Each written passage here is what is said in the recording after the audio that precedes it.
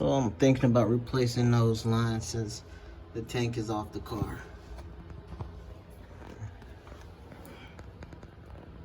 I already ordered the replacements for these. So with these lines, you have to break them loose because, yeah, they're on pretty good. Really good, actually.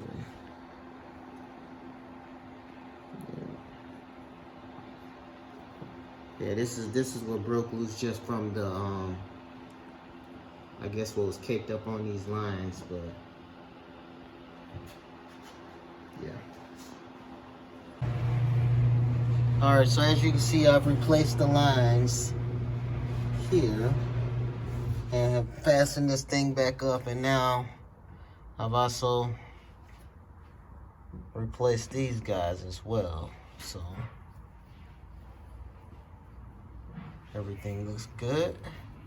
So now I'm actually gonna but put the tank back on, and then hook that up, and also go ahead and take care of the fuel filter, which is back there somewhere.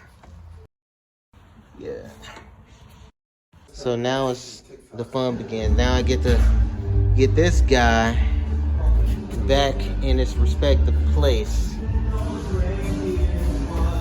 Wife's got Christmas music going, y'all.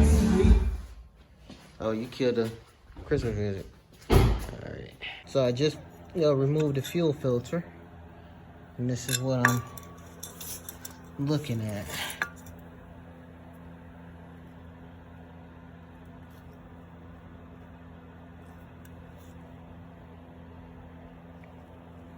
This thing is pretty ugly.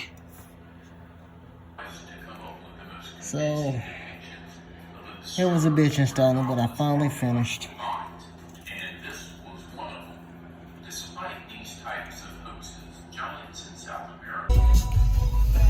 I'm on my way to the gas station to get some gas. I felt like a kid, y'all. I feel like a kid. I actually,